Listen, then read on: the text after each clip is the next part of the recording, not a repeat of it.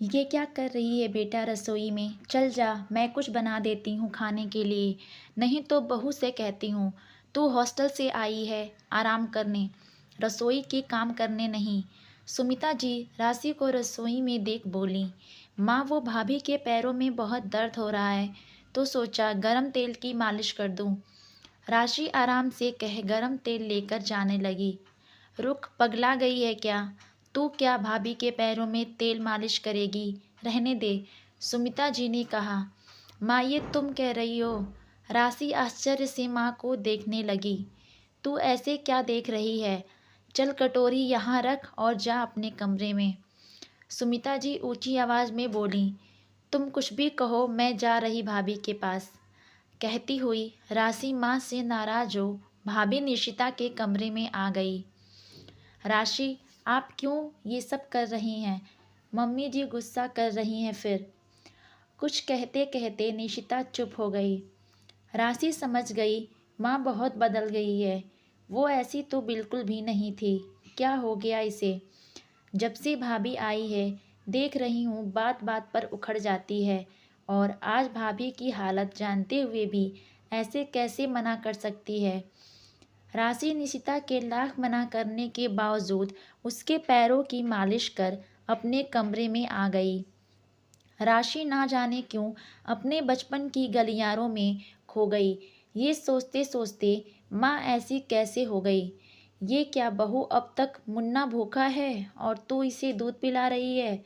दादी ने कहा था जब सुमिता जी राशि को दूध पिला रही थी, बस माँ जी, मुन्नी छोटी है ना, बहुत देर से रो रही थी, इसलिए सोचा इसे दूध पिलाकर सुला दूँ, फिर मुन्नी को खाना खिला दूँगी। सुमिता जी ने कहा, अरे तू कैसी औरत है? लोग पहले बेटे के लिए सब कुछ करते, बाद में बेटी के लिए, पर तू तो पहले बेटी को देखती है। दादी हमेशा बोलती थीं, और तब से आज तक सुमिता जी ने कभी बेटे बेटी में उस भाव को आने ही नहीं दिया कि बेटियों की बेटे के बाद रखना। ऊपर से सुमिता जी कहा करती थीं, तेरी दादी की तरह मैं कभी नहीं बनूंगी, देखना बहू को ज़्यादा लाड करूंगी। बेटा तो अपना होता ही है, उससे वैसे ही प्यार रहेगा, पर बहू तो दूसरे घर से आएगी ना, उसे प्यार सम्मान देकर अपना बनाऊंगी, तभी तो वो मुझे माँ समझ पाएगी। पर जब से निशिता आई है, सुमिता जी माँ कम सासू माँ वाले रूप में ज़्यादा रहने लगी। ऊपर से भाभी प्रेग्नेंट है, ये जानते हुए भी उनके प्रति ऐसा रूखा व्यवहार क्यों कर रही है? कुछ सोचते हुए राशि सुमिता जी के कमरे में गई। माँ तुम माँ ही हो ना? राशि ने सामने से पूछा।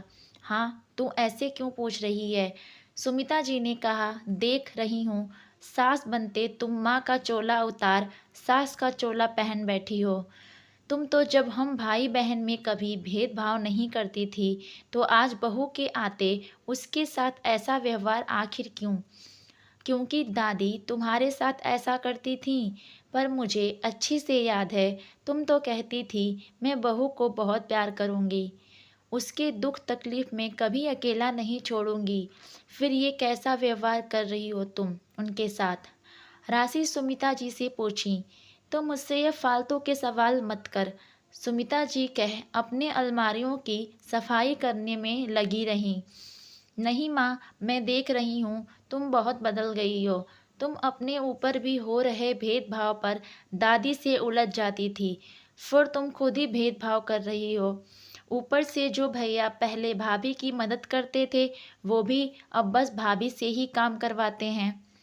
क्या उनकी हालत देखकर भी तुम्हें दया नहीं आती? राशि आज माँ से इस बदले का व्यवहार को जान कर ही दम लेने के मूड में थी। देख बेटा, अभी तेरी शादी नहीं हुई है, तू भी जिस घर जाएगी ऐसे ही करना पड़ेगा। हमारा समाज न महिला और पुरुष को कभी बराबर समझ ही नहीं सकता।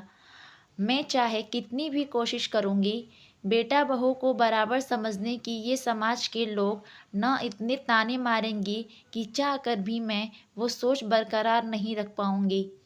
अब तू भी समझ जा, औरत चाहे कितना पढ़ लिख ले, शादी बात उसकी हैसियत पहले जैसी नहीं रहती। ऑफिस से आकर चाहे मन हो ना हो काम उसे ही करना। पति मज़े से टीवी देख सकता है, पर पत्नी की मदद करने लगे तो जोरू का गुलाम से नवाजा जाता। ये सब ना सुन सुन कर मैं थक गई, इसलिए बहू को बेटे के बराबर दर्जा ना दे पाई। और तू मुझे कोई और पट्टी पढ़ाने की कोशिश मत कर। सुमिता जी अलमारी में कपड़े रखते हुए बोलीं। सही कह रही हो माँ, मैं तो भूल ही गई। हमारा समाज तो लड़का लड़की के भेद को कहाँ ही मिटा पाया है। और तुम तो एक मामूली सी घरेलू महिला हो, क्या ही कर सकती हो। अच्छा सुनो, फिर मेरी भी शादी करवा दो या फिर मुझे नौकरी करने देना। जब पढ़ लिख कर नौकरी भी करूं और पति और ससुराल की जी हुजूरी भी करूं तो उससे अच्छा है नौकरी ना करूं। कमाल हो माँ तुम, राशि गुस्से में बोली। क्या कमाल? सुमिता जी राशि को घूरते हुए बोली। माँ तुम अगर चाहती हो कुछ बदलाव करना तो शुरुआत अपने ही सोच से करो। तुम्हें देख मैं और भाभी दोनों में हिम्मत आएगी। कम से कम तुम औरत होकर तो औरत को समझो। भाभी के थोड़े काम भैया कर भी देंगे तो कौन सी आफत आ जाएगी। भाभी भी तो करती ही है ना, वो तो नहीं सोचती रितेश के जितनी पढ़ाई उन्होंने भी की, एक ही जगह से एक ही पैकेज की नौकरी की, फिर रितेश को आराम और मुझे काम क्यों। दोनों मिलकर कर लेंगे तो क्या हो जाएगा। मुझे तो ऐसा परिवार मिले तो मैं कभी शादी ही ना करूँगी। मुझे मेरे मायके जैसा ससुराल नहीं चाहिए, राशि ने कहा और कमरे से निकल गई। तो दोस्तों, आपको मेरी ये वीडियो कैसी लगी कमेंट में ज़रूर बताएं। अगर आपको मेरी वीडियो अच्छी लगी हो तो वीडियो को लाइक ज़रूर करें। ऐसे ही और वीडियो के लिए चैनल को ज़रूर सब्सक्राइब करें।